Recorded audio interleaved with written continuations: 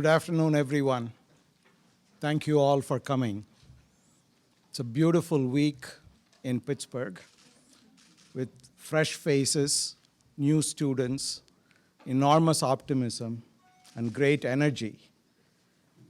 We also have some exciting things to announce, and I want to give my appreciation to all of you for taking the time from your busy schedules to be here.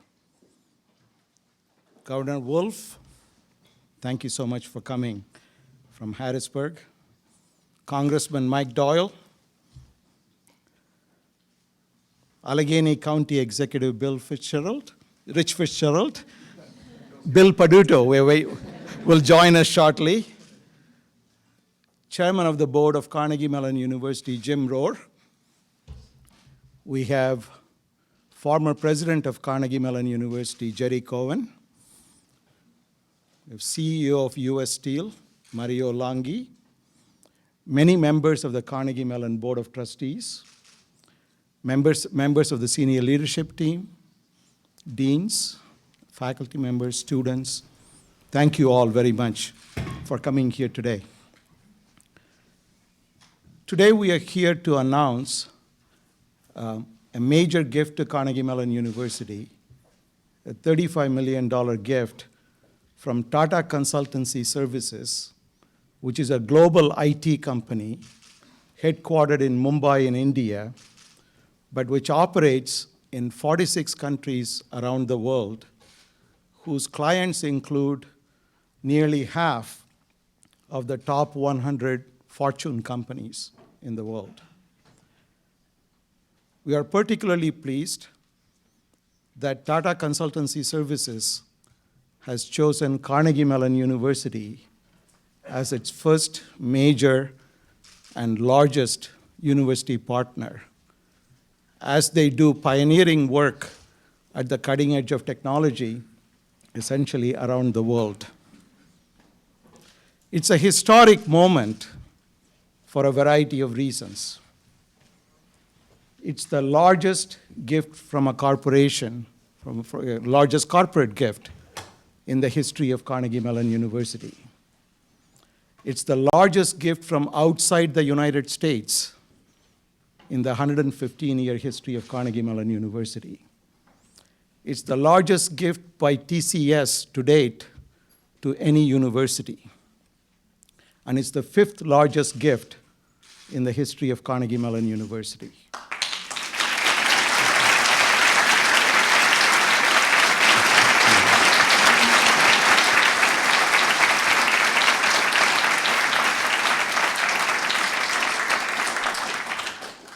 So it is my great pleasure to welcome Mr. Natarajan Chandrasekaran, fondly referred to as Chandra by everybody, who's the CEO and Managing Director of Tata Consultancy Services, and many members of his senior leadership team from across the US, and people from India who have traveled all the way here, and people who work in different parts of the US. TCS is a household name in many countries. It's a household name in India. It's a name that all the college students in India know about. Soon, college students in the US will also know about the TCS name. The TCS engagement with Carnegie Mellon University also symbolizes something much grander than dollars and cents, or collaborations, or creating technologies, or filing IP, or spinning out companies, etc. It's a very, very powerful statement about philanthropy, support of higher education in a borderless world where there is a relentless competition for talent. Whether you are running a university, whether you are running a global company, you want to find the best and the brightest people to do cutting-edge things. And that partnership brings together. Pittsburgh is the home to extraordinary philanthropy that goes back centuries. And in a rapidly changing world, that philanthropy also can be seen around the world. And this is an expression of an engagement by a major global company in engaging with a university. This gift will enable Carnegie Mellon University to create state-of-the-art facilities where faculty and students will be able to do cutting-edge research. It'll become part and parcel of what we call a corridor where innovation and creativity along Forbes Avenue will flourish. This is also a place where there will be opportunities for students and faculty from Carnegie Mellon University to come in contact, to interface with, and to work with colleagues from Tata Consultancy Services. In addition to enabling this facility, this gift will also provide permanent endowment to Carnegie Mellon University to create and permanently support TCS Presidential Fellows and TCS Presidential Scholars, undergraduate and graduate students, who will making it easier to access a highly cherished Carnegie Mellon University education and training. This year, for the first time this fall, we launched the Presidential Fellows and Scholars program for graduate students and undergraduate students respectively. And we have here with us a group of students who will be the inaugural cohort of Presidential Fellows and Scholars, and I would like to ask them to please stand up and be recognized.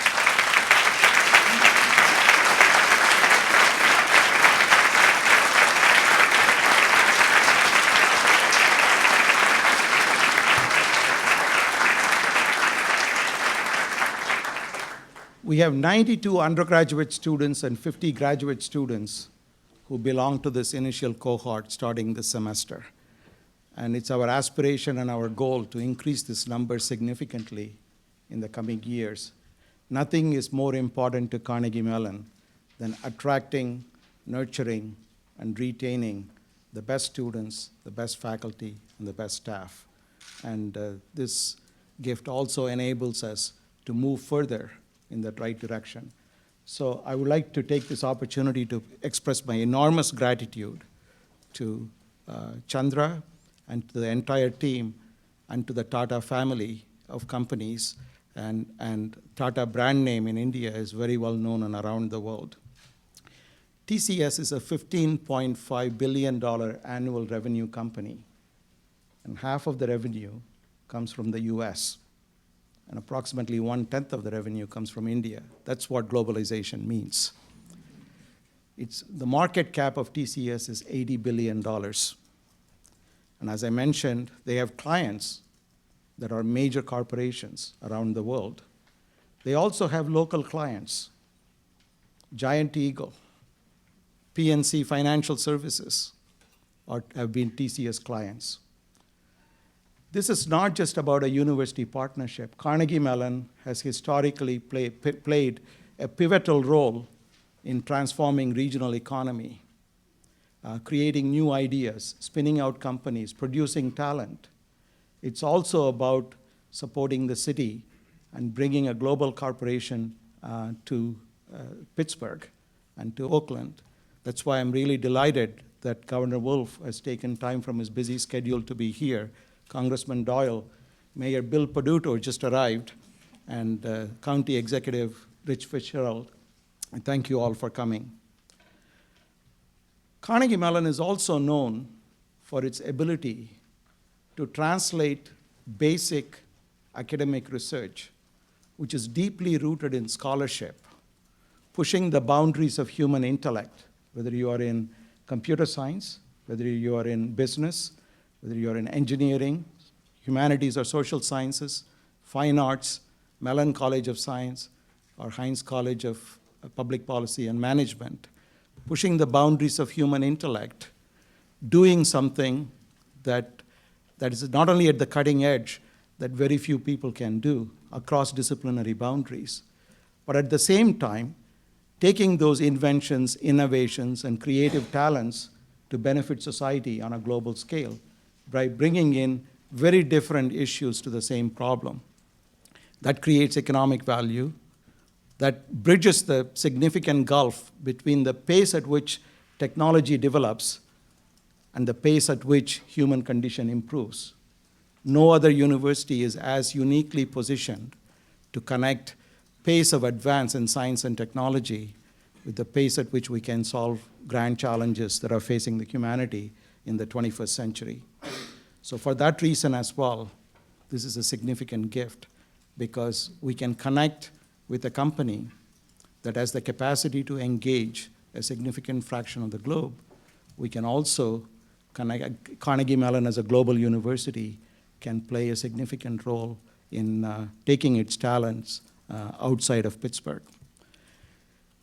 What we envision these kinds of activities to do would be lead to significant growth in the region.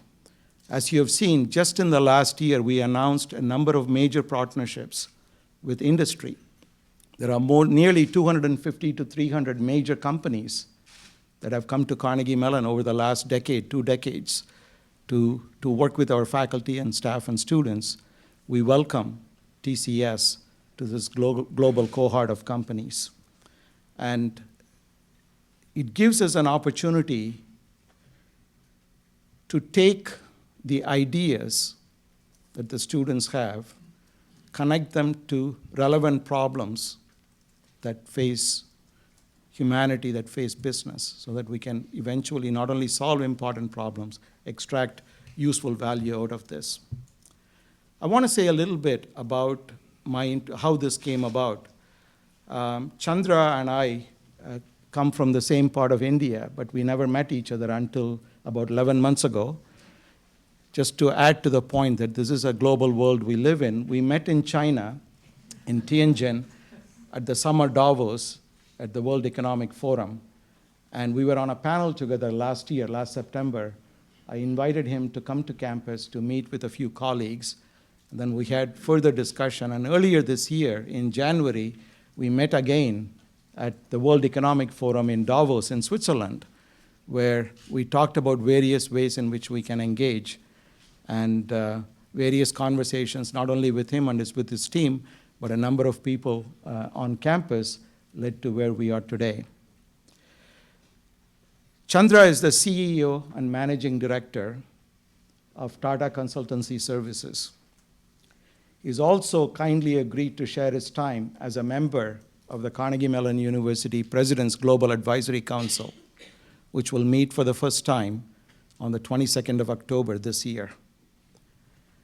He's the chair of the IT Industry World Economic Forum activities until 2016 in Davos.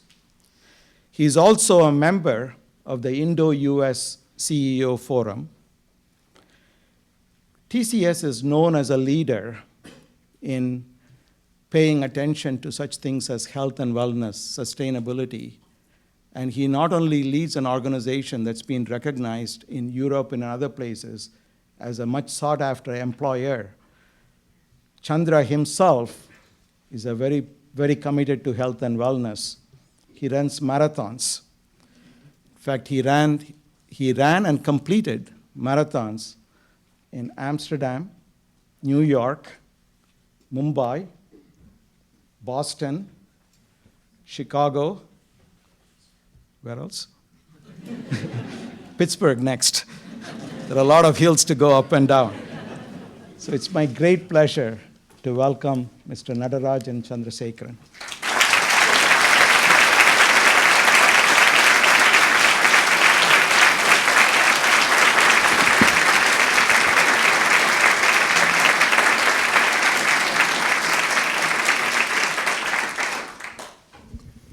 Thank you, Subra, for your wonderful remarks and kind words about TCS.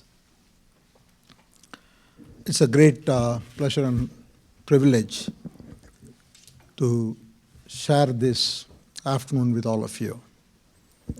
Governor Wolf, thank you for being here, and it shows the commitment you have towards education and about technology and about Carnegie Mellon. Congressman Doyle, thank you so much. Mayor Peduto and County Executive Fitzgerald, thank you so much. Friends, CMU, faculty, students, my colleagues from TCS, and ladies and gentlemen. I think we are living in a world which is undergoing massive, massive transformation. We have seen the economy changing from agricultural economy to industrial economy to internet economy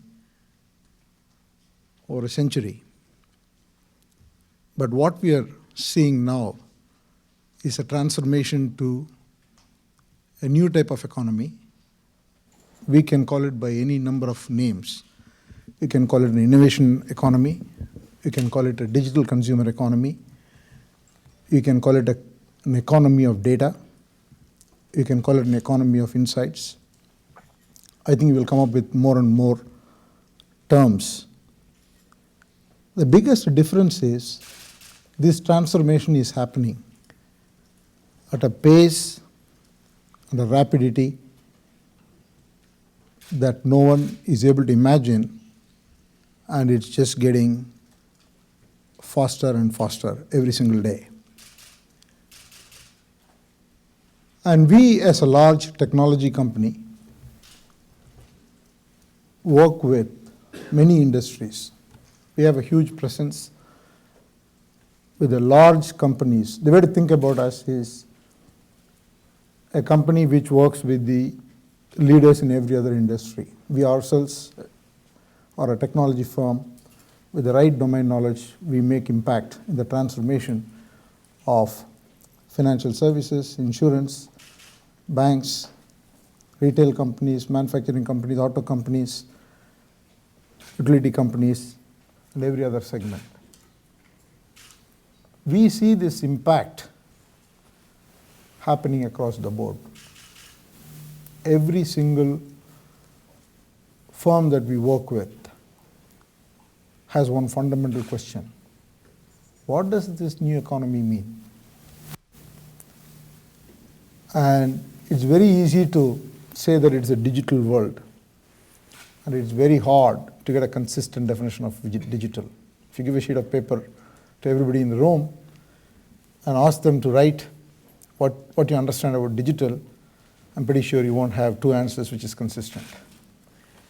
That's because that's the nature of the beast. There are disruptions happening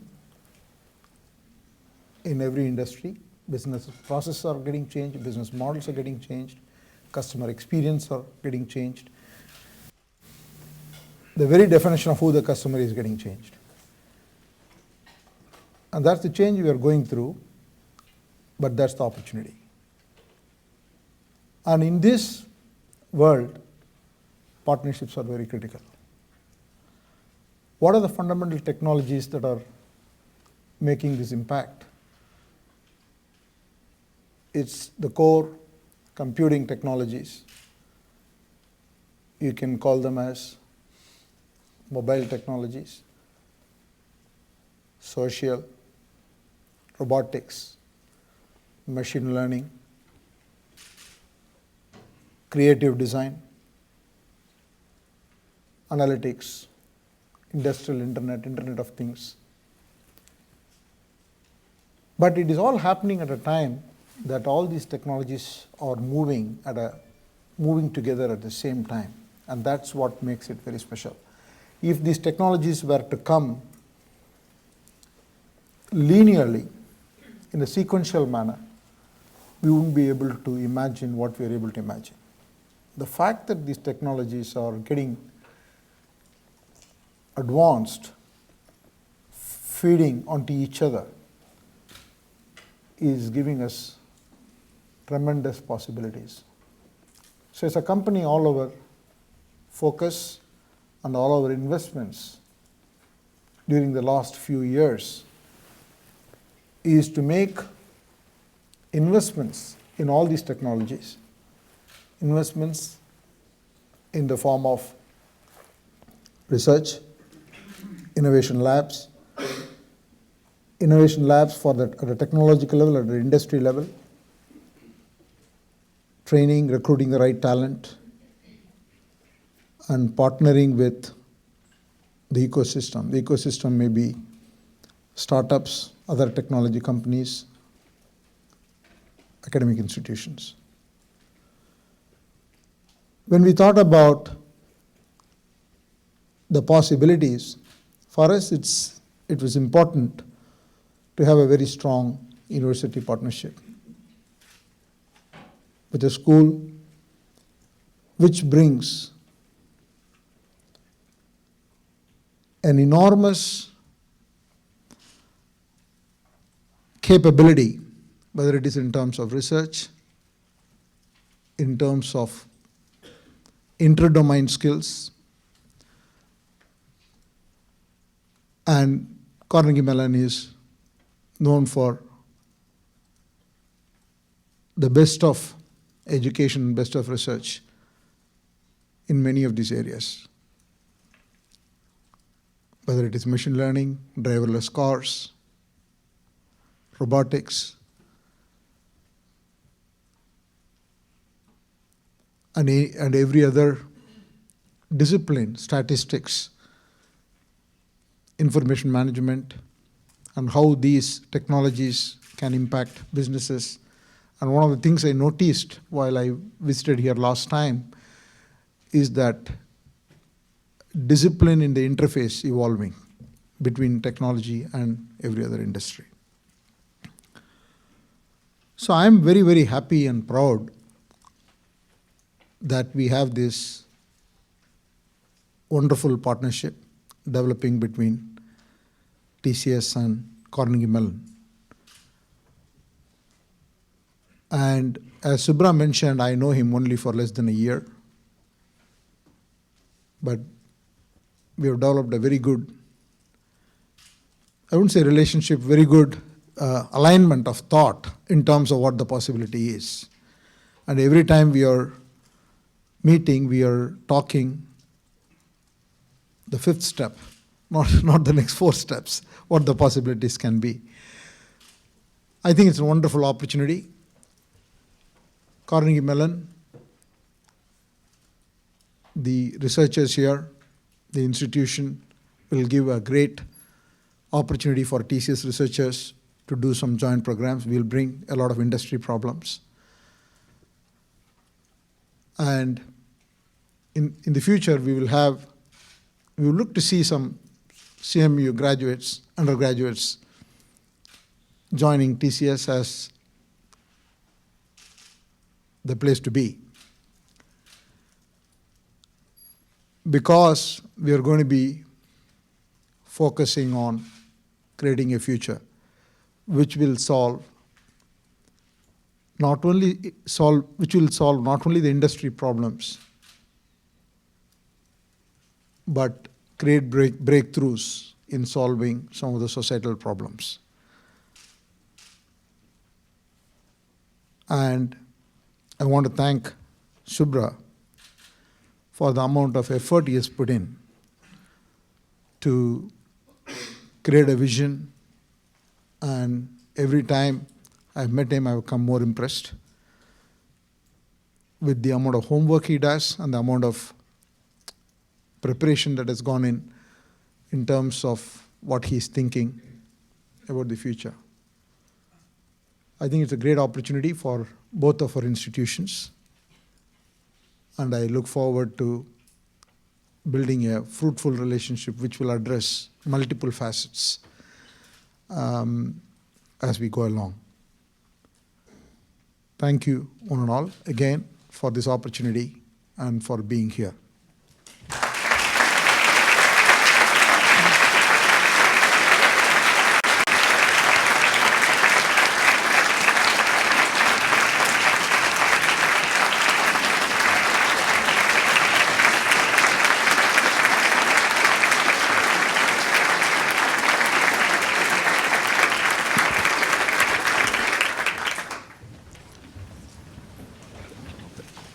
Thank you, Chandra. Some of the things that Chandra just mentioned not only capture the physical embodiment of this gift that you will see as a physical facility on campus going up in the next year to a couple of years or so, but also a permanent connection in terms of supporting students through permanent endowment, which is essentially in perpetuity for the university. This will also become part and parcel of what we will see as the evolving vision for the university physical infrastructure. In the next 3 to 4 years, we are poised to see the largest infrastructure building on this campus in Oakland that we have seen since the very beginning of this university in 1900, when Andrew Carnegie first helped create this university. And this will lead to enormous benefits for faculty, students, teaching spaces, workspaces, et cetera, on campus. Since many of our elected officials are here, I have to say this will lead to jobs. This will lead to economic development for the city, state, and the region. So thank you, Chandra. It is now my great pleasure to introduce our governor. Our governor needs no introduction to the citizens of Pennsylvania, but I'm going to give a little introduction that you may not know about. I'm sure you don't know about. I have 3 common things with the governor. He and I both lived in India when he was a Peace Corps volunteer in rural India in Orissa in the late 1960s when I was a middle school student in South India. We didn't know each other then. That's connection number 1. Connection number 2, he and I got our PhD the same year from the same institution. We were classmates in 1981 at MIT. He in political science and I in mechanical engineering. We didn't know each other then. We have 2 degrees. We have degrees from the same, another institution, Dartmouth. He earned his degree, I did not. And some might say I didn't deserve it.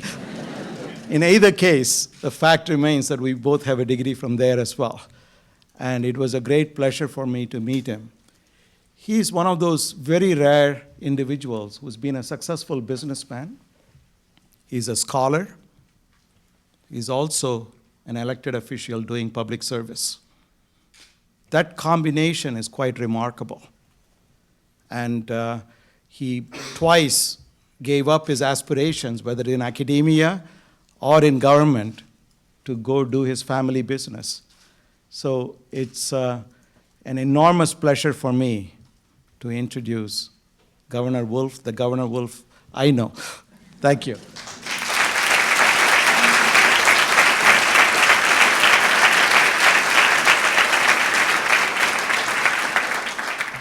What he didn't say is that he took about 1/3 the time I took to get my PhD, so you did a much better job. Okay, we've heard a lot of things about very exotic places, Mumbai, Davos, Tianjin, Amsterdam. You have finally arrived at the most cosmopolitan place in the world, Pittsburgh, Pennsylvania.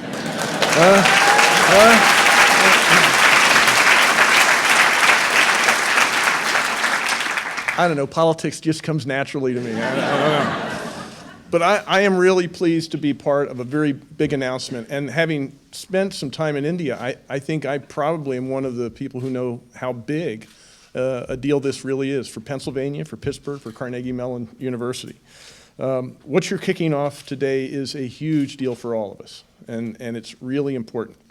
It reflects well on the academic caliber of Carnegie Mellon, one of the world's premier institutions of higher education. It reflects really well on Tata Consulting Services, TCS, that you see such virtue in Carnegie Mellon.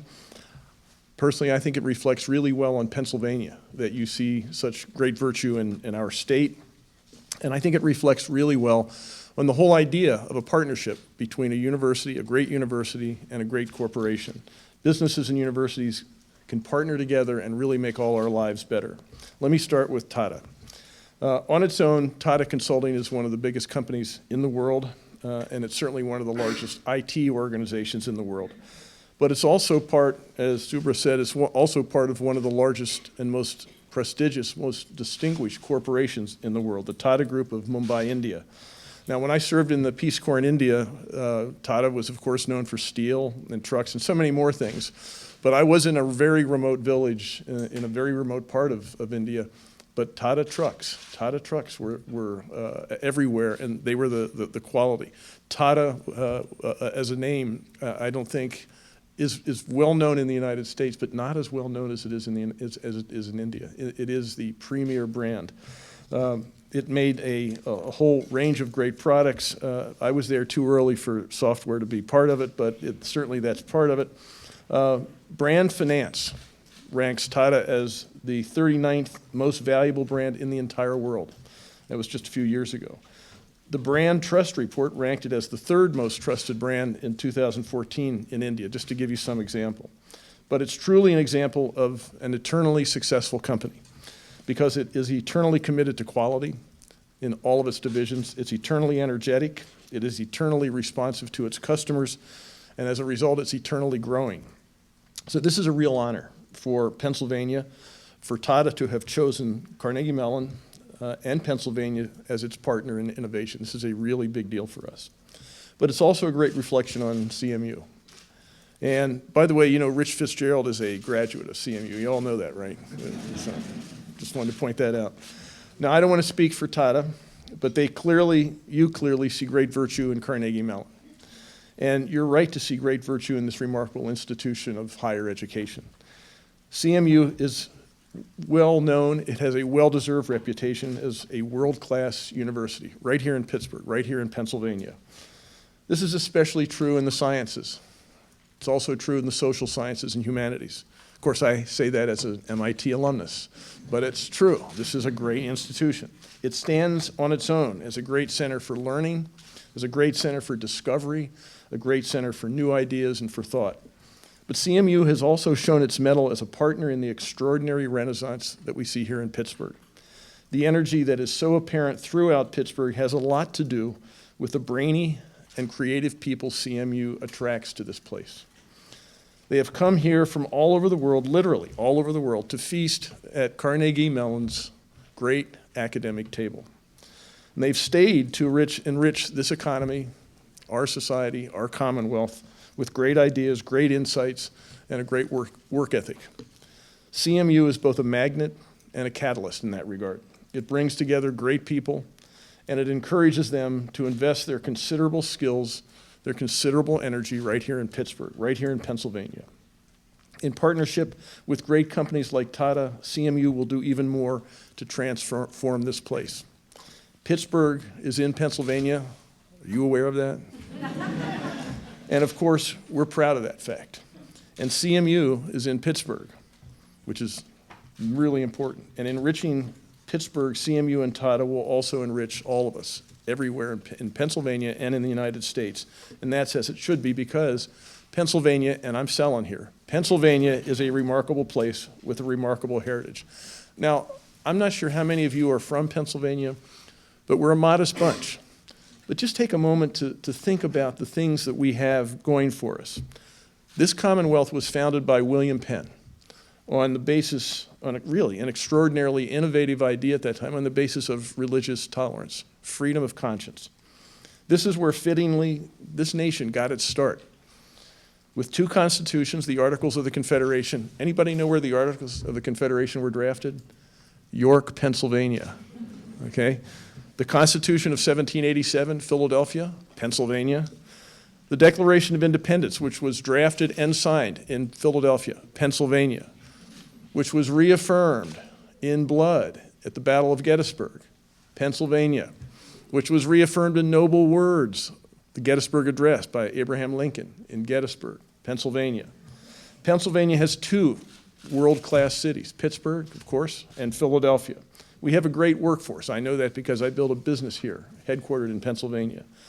And we have a great location, the Keystone State. We have a great size. We'd be one of the largest economies in the entire world if we were an independent nation. That's Pennsylvania. And of course, we have some of the finest natural beauty in the world. I mean, I love New England, but if you go across Route 6, northern Pennsylvania, there's nothing prettier than that in the world.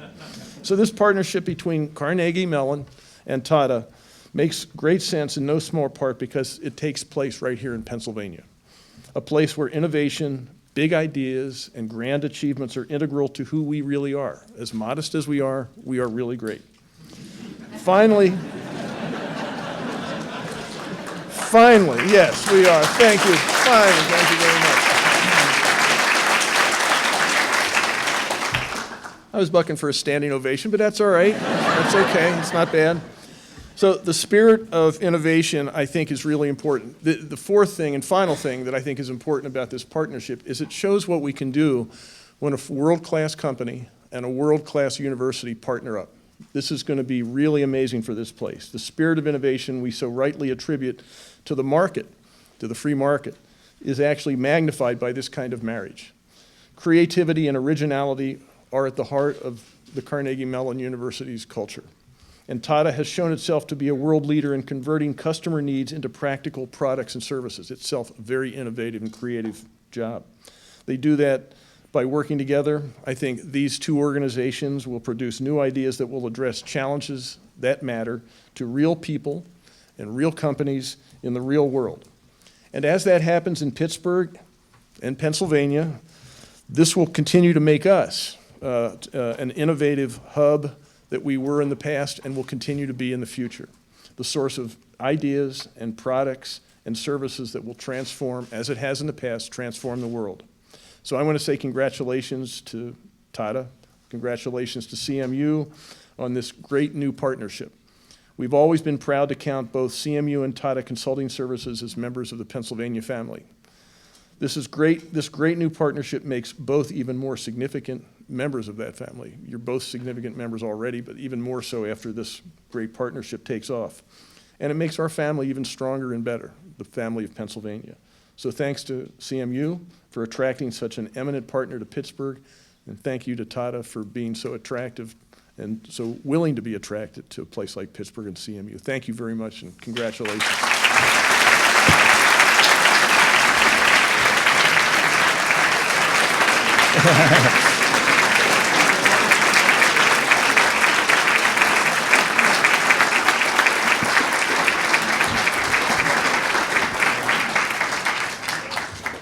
Thank you.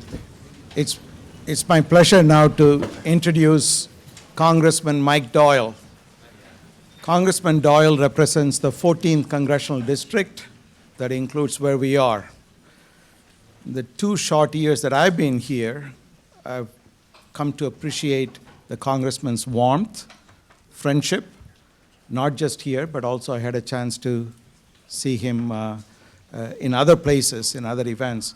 And he made CMU very proud, including our faculty member, Rajkumar, when he drove in our driverless car, and it caught a lot of national attention. He serves in the House Congressional Robotics Caucus, where he's been a champion for Carnegie Mellon University, for science and technology, for research funding, and is so accessible to all of us here. It's my great pleasure and privilege to introduce Congressman, and who's also my good friend, Mike Doyle.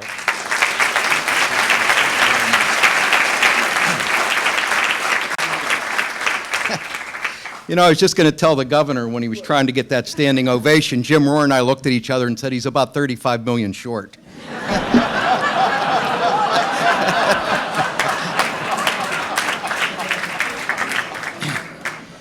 Well, what a pleasure to be here today. What a great day this is for Pittsburgh and the entire region. I'm so happy to be here at the invitation of my good friend President Suresh, and to join in the announcing of this partnership between TCS and Carnegie Mellon University. I mean, this is an initiative that's bringing together 2 powerhouses of innovation from opposite sides of the globe. The establishment of this center can help accelerate the development and adoption of autonomous systems technologies to transform the way we live and to benefit the global economy. The announcement of this partnership is a very welcome development for our city. It represents another important step in our region's transformation from a center of 20th century manufacturing to a leader in 21st century technological innovation. I believe that TCS has made a wise choice in selecting Carnegie Mellon and the city of Pittsburgh for this partnership. And I want to compliment you for recognizing the critical mass of ingenuity and intellectual capital we have here in southwestern Pennsylvania, and I want to commend you and express our appreciation for you adding to it. Pittsburgh's academic institutions attract the best and brightest faculty and students from around the world to study and live here, including a number from India. We would not be a center of academic and medical excellence today without the influx of this international brainpower. All of that brainpower and energy concentrated in one place produces remarkable innovation. CMU, for example, generates more startups than any other major research university in America for each federal research dollar spent there. And many of those startups have been in robotics, artificial intelligence, and advanced information technologies. Pittsburgh and the United States have long valued our strategic and economic partnerships with India. The CMU-TCS partnership announced here today will serve to further strengthen those ties to our mutual benefit. I want to extend a warm welcome to Chandra and the leadership at TCS, and thank you for traveling here today to join us for this announcement. I want to congratulate my friend Subra for his excellent leadership and for once again contributing to Pittsburgh's growth as an internationally recognized leader in innovation and transformative technology. And now, I'd like to invite Dean Richard Shyness, the Dean of the Carnegie Mellon's Dietrich College of Humanities and Social Studies, up to moderate today's panel on industry-academic partnerships. Dean, the floor is yours.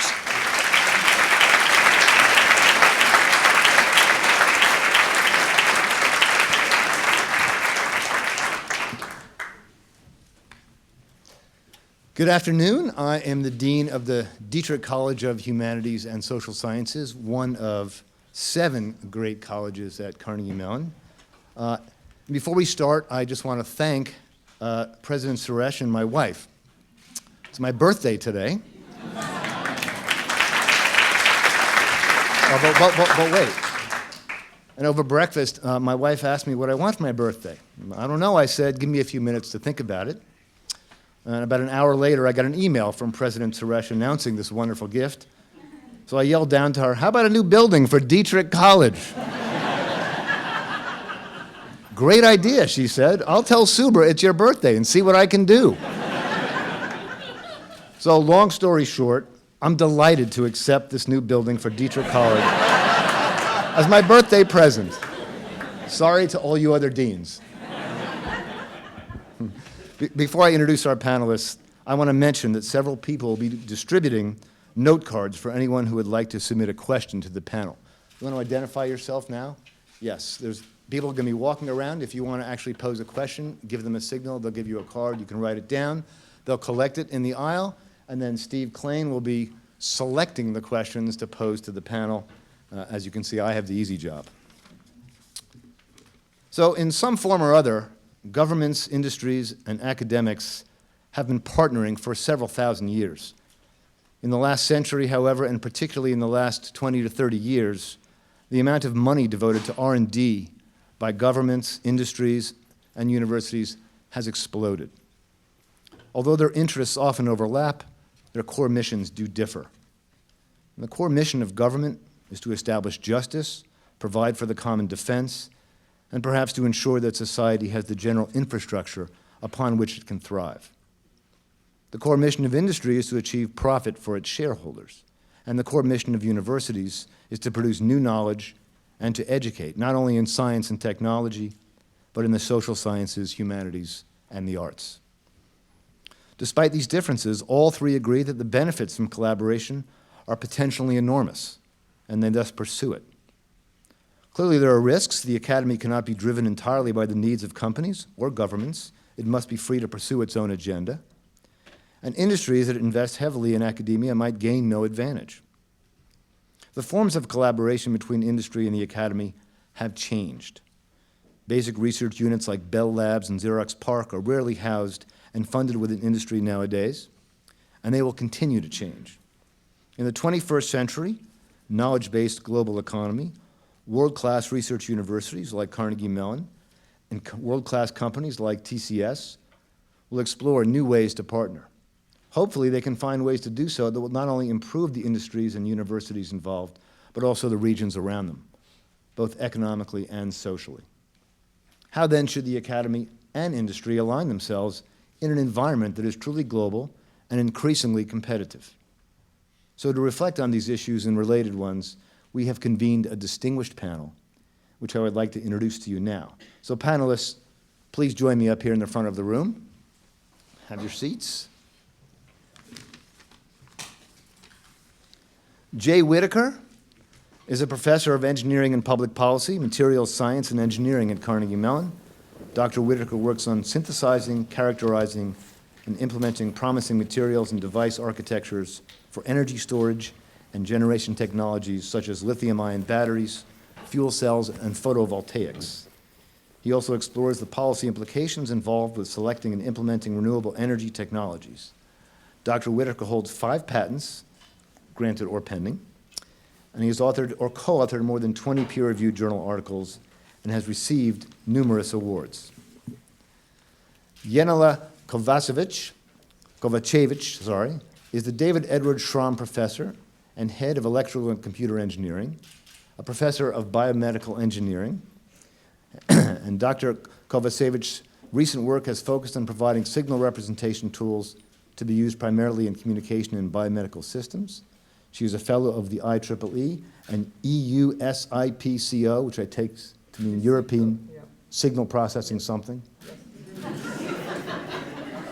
So I would be the one who could define the word digital. An entrepreneur in her own right and co-author of multiple books. Chandra, you've been introduced to. And since we've heard from Chandra already, I'd like to begin by providing Jay and Jelena an opportunity to briefly talk about their own experiences with industry-academic partnerships and to comment on how they have impacted your careers, either positively or negatively. Jay. Thank you. Can everyone hear me okay? Good. I came to Carnegie Mellon about 8 years ago. I was previously a rocket scientist, not really, but I worked at the Jet Propulsion Lab, and I did work on some really exciting projects there. But they weren't, in my experience, what I wanted to do with my life. I wanted to do something that maybe had more immediate impact on direct societal needs. So this position at CMU that I took is very unusual. Half material science and engineering, which is a more common, well-established field, and this other department called engineering and public policy, which is a kind of an unusual thing. It's a policy department in an engineering school where we study the technical and economic aspects of policy decisions, and we try to inform good decision making vis-a-vis good technical analysis. This is so exciting to me. What a jump from sort of working for NASA to doing that. In my early time here, I investigated or considered, well, what can I do well and what does society need? In very large format, very inexpensive energy storage was something that became really apparent as a need, as a hole out there in the technical space that I could contribute to. So I started did some experiments, found some things, and in 2008 had a couple results that were compelling enough to garner some funding.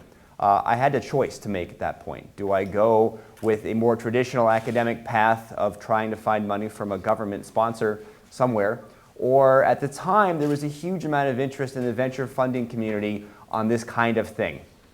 I chose that path. I brought in a fair amount of money. We set up an incubation project within the confines of CMU. CMU allowed this to happen, for which I'm very grateful. And we incubated this new idea at the university. When it ripened to the extent that it was ready, which took about a year and a half, we spun it out. And we spun it out here in Lawrenceville in Pennsylvania. The company now is known as Aquion Energy, and it now has 160 employees. And we are producing and shipping product around the world at the factory in Westmoreland County, the old Sony factory. So it's gone from this basic idea that started here at CMU to a multinational organization that is producing and shipping product in about 6.5, 7 years, which is fast. If you follow innovation theory, especially materials-intensive invention and innovation, you realize that that's a quick path. And we cut a lot of corners, we made a lot of mistakes, but we also did some really good things. And the key thing was recruiting best possible teammates to move to Pittsburgh and to make this happen, and to continue to garner the interplay between the stuff that was coming out of the university, the stuff that was happening in the R&D lab, and the stuff that was happening at the factory. There's this really intricate dance that you do between the results that happen in these different locations to find the shortest path between invention and product. And I feel like it's something I've lived, very intimately the past 5 or 6 years, and it's been a great experience. We've raised now about $135–140 million, and we are now bringing in real revenue, which is super exciting. So, and I want to thank the state of Pennsylvania as well for giving us support, and also a couple key government agencies, Department of Energy, early on also gave us great support to make this happen. So it's been a lovely, amazing experience that I'm happy to talk about more. Great. Jelena. So I came here from Bell Labs in 2003, and I thought I would change the scale of this discussion, go more from an individual researcher, faculty member point of view. So what I do is really build mathematical models to mine information from data, signals. It can be images, it can be audio signals, it can be stock market signals, what have you. And the last 10 or so years, I've been working mostly in mining data from biological and medical images. So one interesting project that I have now, and that's the part of industry collaboration, is building such models and software to diagnose middle ear infection. And the reason for doing this is you could go to a pediatrician, but they're actually notoriously bad at doing that. Or not bad, but there are conditions that look similar when you look into the ear. And if you could actually do this automatically with a model and a piece of software, that would be of great value as a diagnostic aid. And we are doing this actually in collaboration with Children's Hospital at the University of Pittsburgh, Enrico Innovations, whose CEO is also from India, and he's an ECE alum. And we are building, or they're rather building, a prototype otoscope, which is what the pediatrician puts into the kid's ear, to take a picture, and then the software or our models would automatically sort of diagnose the condition. Now, from my point of view, I went into this field because of math, but I became an engineer. So it's extremely satisfying to feel that my work actually could potentially have larger impact outside of me and my own intellectual satisfaction for doing what I'm doing. Now, from another point of view, as a department head of a really large department, actually largest on campus and number of faculty, it's really important to see the benefits from both sides. We as faculty have the luxury and the benefit of potentially looking farther ahead, being able to dream a little bit, while the industry doesn't have that luxury. But on the other hand, you have the sense and the pulse of the market, and together these two, this combination can really create powerful impact. The companies have access to top talent, and we, in turn, get access to companies and place our students, which of course, all of them eventually want to find jobs after they get these great CMU degrees. And finally, there is the education and learning part of it. By placing our students into internships, they get to see what the real world looks like and have this more gradual sort of ascent from their work being only about being educated to their work being only about being at work. So there is this really symbiosis between the two and mutual benefits that I think, as this is yet another example of how we could create something really powerful by partnering with companies that have the virtue, as the governor said, to see the virtue in us at Carnegie Mellon. So thank you. So maybe you could, Chandra, comment a little bit on what you see as the role governments can play, both local, statewide, federal, and global, on making these partnerships not only attractive, but also structured so they benefit industry, academia, but also society at large. That's a very long question. Pick any part of it you like. I think the most important thing is the ability to collaborate. I made a remark in my speech. With the technological changes that are happening, not only technological, economic, societal. I think if you take all the dimensions, probably we are going through one of the unique times where we are going through change in multiple dimensions. So problems are different in different parts of the globe. And the underlying principle is the technology is going to be the main driver in solving problems of different nature. for industry, for society, for economic growth, etc. And partnerships like this will become a lot more important than ever before in my mind. And governments have to promote these partnerships. And how they will do it is by the very presence here of the governor is a very important statement. Sometimes it is symbolic, sometimes it is policy, sometimes it is funding. So Subra said that he's going to work with the government to get the roads sorted out here. The airport. Right? And the infrastructure sorted out here. So I think it's the importance of that collaboration, because as was pointed out, as industry, we have that experience. We feel the problems much more closely. But at the same time, we get caught up in meeting the quarter numbers, right? We've got to deliver numbers. Right. So we can't say that we will take the next 5 years or 4 years. So we've got to take while we have to do that, we've got to keep an eye on the car that we're driving on the highway. So that's the challenge. So many people comment on or ask questions about how intellectual property needs to be managed so these partnerships can be successful. So let me pose that question to the panel. You've all had experience directly. I think the situation differs from country to country, even state to state. But could you relate any of your experiences in terms of what worked and what didn't work with respect to intellectual property and how that works? Are you asking me? Sure. Okay. And then Jay, you can take it, then, and Chandra can. So it's interesting because I had two different experiences. In Bell Labs, this was sort of a well-oiled machine. So there was an IP department, and they would sort of systematically go and look at what people were producing and just sort of force us to do patents, right? Then I think what would happen, the big companies at the time, IBM Research and Bell Labs would trade, patents in bulk. Here it was different. It was I was much more involved in the process of, the patent with, for example, RICO. And I could see that, you can really get stuck, on some, I'm not saying it's a small, but you get stuck on one issue and it takes a long time to move from there.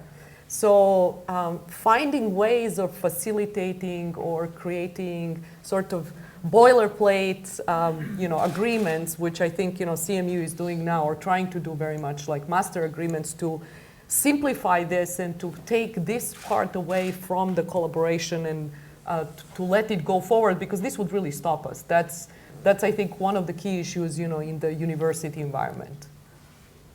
Jay?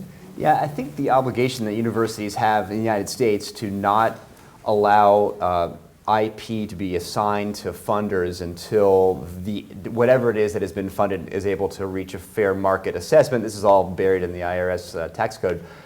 Because we can't do that, there's a real limitation. I know I've personally been involved with several negotiations with outside potential industry partners who would love to be part of what's going on at CMU, but their lawyers simply have a thing. Well, if we're funding you, we will own your intellectual property.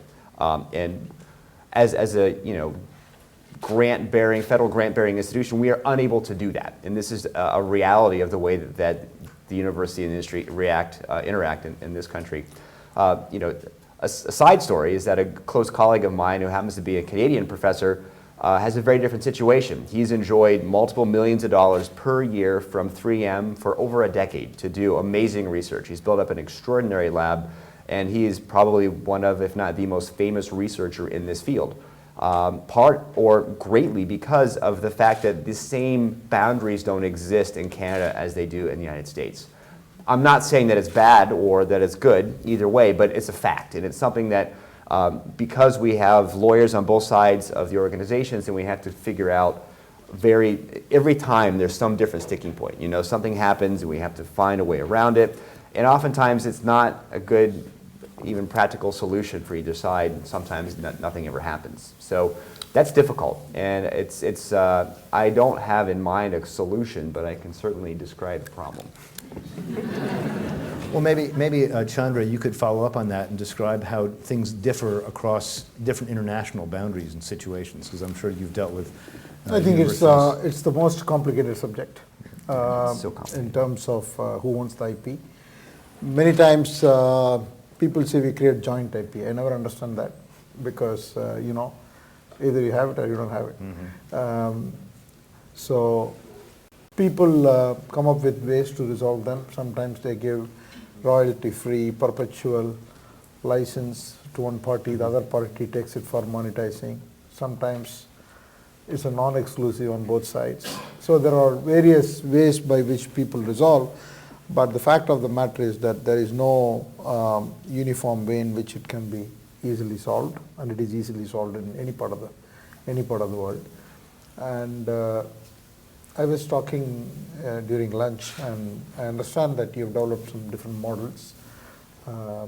One of the things I said to Subra is that we've got to figure out a way by which as we progress our relationship, do joint research and so on and so forth, we don't get stuck on these things. Right. So we've got to have some templates, and whenever we have a tough issue, we've got to have a mechanism to find a way out, because it shouldn't stop the speed. Agility is key.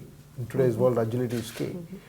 And most of the agility is not about running fast, it's about not creating roadblocks internally. Most organizations have those roadblocks either because of bureaucracy or because we can't agree on something. So we got to be spending time on the market. At least as businesses, I feel that 90% should be spent on the market, not on solving these issues. But it's complex. Are there large differences in the IP setting in Asia and Europe and America, or is it roughly? I would say that here it's a lot more matured. I think US is a lot more matured, and other markets are still developing. More chaotic. Yeah. Okay, let's open the floor to some audience questions. Steve, would you? Sure. There we go. We have a question here about the global nature of the partnership. In this globalizing world, we've talked about how the boundaries are blurring. How do you choose where to make your investment? The question in hand is related to TCS, but I think you could ask it the other way. How does a university choose which partners to spend time with? From my point of view, I think it's we're going to be global in our thinking as well. So to me, what attracted TCS towards Carnegie Mellon is the areas in which we are focusing and the areas in which CMU has a dominant position. Whether I mentioned those areas: robotics, machine learning, analytics, and these kind of areas. There is a cutting edge work that's going on, and the computer science education in Carnegie Mellon and the research in computer science in Carnegie Mellon is renowned. I mean, you can go by surveys, you can go by what people say, but at the end of the day, when you know and when you see that that strength is done in a university, that's going to rub on TCS, and there's an alignment in terms of what we want to do and what the university is focused on. So it presented itself with an opportunity, and then we said it's the right thing to do. So it's not me alone and my team, and I had to go through the board approval process like you had to do, Subra. Well, let me turn the question around and ask you, Jelena, as you're head of the department, if you were considering what strategic moves you would make for the department to attract corporate partnerships or to involve your department in, how would you look at that, and what would you? Well, that's an interesting one, because every time we look at this, it's a really multifaceted problem that also involves, involving our alums sitting in these corporations, and you need to have a champion within the company. This wouldn't have happened without you, right? So you need to create this. You need to create these relationships, and you need to nurture them and find what strategically makes sense for us. Carnegie Mellon has never been a place that does everything. We cannot possibly do everything. So we need to focus ourselves on a few key areas where we feel we have the strength and we can make a difference, and then strategically find those companies where we can make such connections.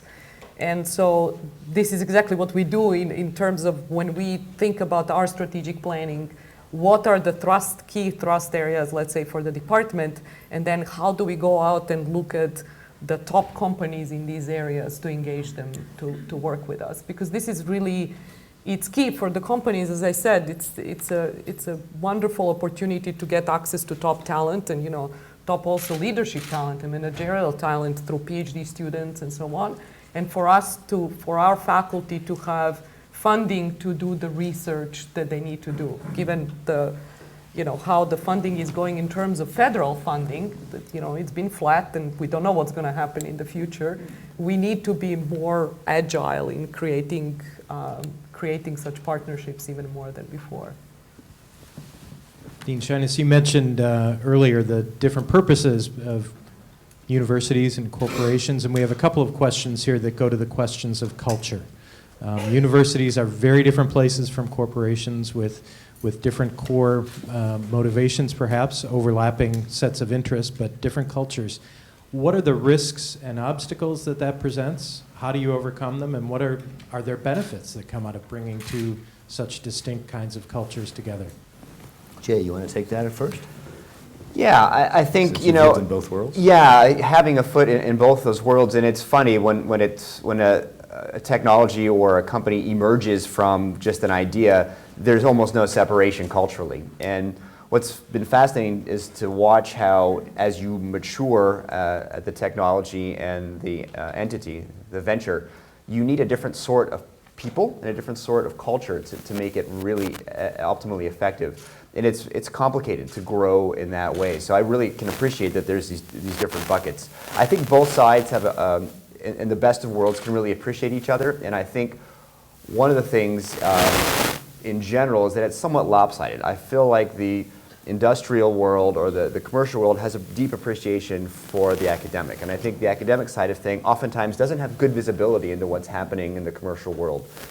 Industrial processes, industrial level, or true business level decision making is often either not of interest to academics or is just something they're not presented with enough resolution to be interesting to them. And that dichotomy is kind of interesting in itself. And so I find myself now realizing how interesting some industrial, it's just engineering kinds of projects are. They're actually deeply fundamental, and they could be highly academic, but they're just not seen that way in the academic community. And so, one thing that could be done, I think, is to pull a bit more of what is interesting about the manufacturing industrial world. You can distill out some really amazing, more fundamental things that I think could project into academia more effectively. Especially the bottlenecks maybe that need to be. Yeah, it's those key bottlenecks, and it's not just engineering, it's not just this go solve the problem. There's some real interesting basic things that could be done that often. I see a lot of the work that's being done, and I thought, if that person would just look at this problem, this could be fascinating, and boy, could we solve this faster. Chandra, you had some? No, I think it's the beauty of this whole thing is about having those two cultures on the one side. Mm-hmm. On the other side, whenever you are trying to solve a problem, when people come together, they kind of have a common objective. I mean, if you're talking about researching Internet of Things or in solving a specific problem, a driverless car or whatever it is, the people from, in this case, TCS and the researchers from CMU are driven by the common objective. Then the passion takes over everything else, right? So it's finding the common problem. Yeah, it's finding the common That problem. both are curious It's a common about area of need. interest. That's where it's the problems at the end of the day, which drive people. Yeah, I don't think that in the end there are real obstacles, that the cultures themselves pose obstacles, because if you get together and you have something you want to do together, it's actually these different cultures just bring a diverse point of view. So it's I don't know that we have, that I've ever heard of people not enjoying this or not, this was any sort of an obstacle. If anything, it's actually exciting, right? I have a great question here that's aimed toward the TCS, or framed about the TCS-CMU collaboration, but I think could be opened up more broadly to all industry academic partnerships. How do you engage students? What can they bring to it? How do they benefit from it? I think one of the objectives for us in this whole partnership is to engage students. I think what we envisage is to create a number of projects which are going to be joint projects, where we imagine that there will be TCS researchers will be co-located here with CMU faculty, CMU students, solving a particular problem. And we've got some idea about the areas we want to focus on, and the reverse will also happen. We hope that some of the CMU faculty will visit and be with us and work with us in our labs in India at time to time. Maybe CMU students will be part of these projects and may do interns in TCS in some exciting projects. And the other thing we are talking about is how to engage students in some of the engineering colleges with whom we work in India. How do we bring those students together and the CMU students together? Maybe through an online platform, maybe through we've got some ideas, we've got some prototypes. Those details are we work through. But the most exciting thing in this whole partnership is not only the research element, but also the idea generation by getting all these students together. Because, as Subra said in his speech, we are all looking for the best talent. Probably you're looking for the best faculty, best staff, and try to recruit the right students. And we are trying to recruit the best students coming out of here. So it's... Anybody?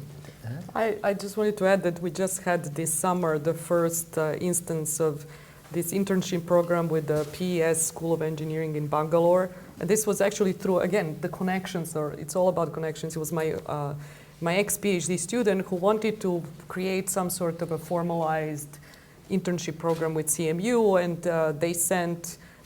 we paired their best students with our faculty, and faculty were really excited to get these undergrad interns, and they were fantastic. So, they're going to go back. They worked with our faculty and our graduate students. They're going to go back, and it's kind of like it's a multiplier, right? So the good things from CMU go that way, and we will be able to go back and perhaps a change. Our faculty will go there and give talks and so on. If we have now an industrial or corporate partner, we can add more of these educational institutions and more than one place plus industry to help us perhaps facilitate that.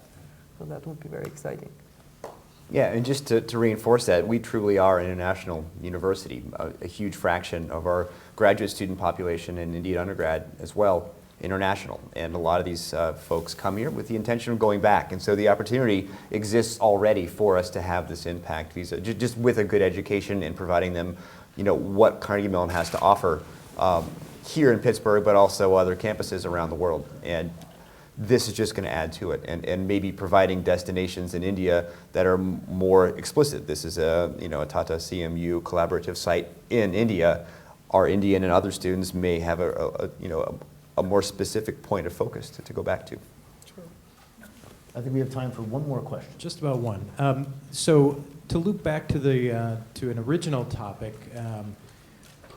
what are the conditions under which, well, let me preface it with a little of my own personal knowledge. There are universities all across this country and cities all across this country that are anxious to try to promote these kind of partnerships. There are fewer places where that actually flourishes. What are the conditions under which these kind of partnerships can flourish, or what, as I sometimes hear people say around this campus, is the secret sauce? Subra?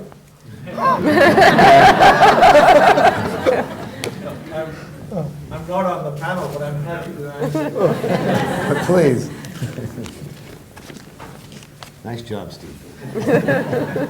Thank you. So when you put highly talented faculty with highly talented students and the right conditions and give them even the minimum amount of resources, magic happens. That's the secret sauce. And Carnegie Mellon has done that for 115 years. And our goal is to accelerate that. So by providing scholarship to students, you make it easier for them to come. By connecting them to industry. Innovation, I often say, is a contact sport. you increase the amount of contact, you increase the amount of innovation. The other thing which many of you already referred to is the diversity. When people from different backgrounds, diversity in the broader sense, people coming from very different backgrounds, very different disciplines in which they are trained, very different cultural backgrounds, racial backgrounds, geographical backgrounds, national backgrounds, look at the same problem. They look at it from very different vantage points. So they do much better with respect to innovation than any homogeneous group addressing the same problem. It doesn't matter what that homogeneous group is. So innovation by itself is significantly enriched and enhanced when you put interdisciplinary perspectives and intercultural, international perspectives. So Carnegie Mellon has a secret sauce, and many great American research universities have that sauce, and Carnegie Mellon is one of those great American research universities. And I think we have historically have to compete. We've done a lot with little resources, but part of my objective, part of my job through these engagements is to provide the faculty and students with the necessary resources so that the talent takes over. And that's why we are very grateful to TCS for making this happen. So that's the secret sauce.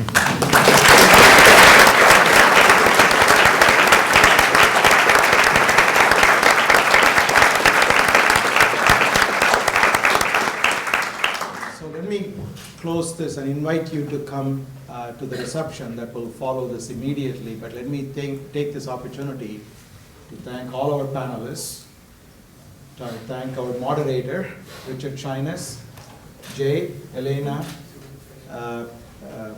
Chandra for coming all the way. He flew in from Mumbai just over the weekend. In fact, he was going to come in, arrived this morning, I tried to talk him out of it, but it's amazing. I also want to thank all our colleagues from TCS for traveling very large distances to be with us today. I want to thank Governor Wolf once again from your very busy schedule. We look forward to the budget, and we know that the government can fix the government can fix all our problems. I want to thank Rich Fitzgerald, Mayor Peduto, and thank you all for coming. And there is a reception outside. There's an opportunity.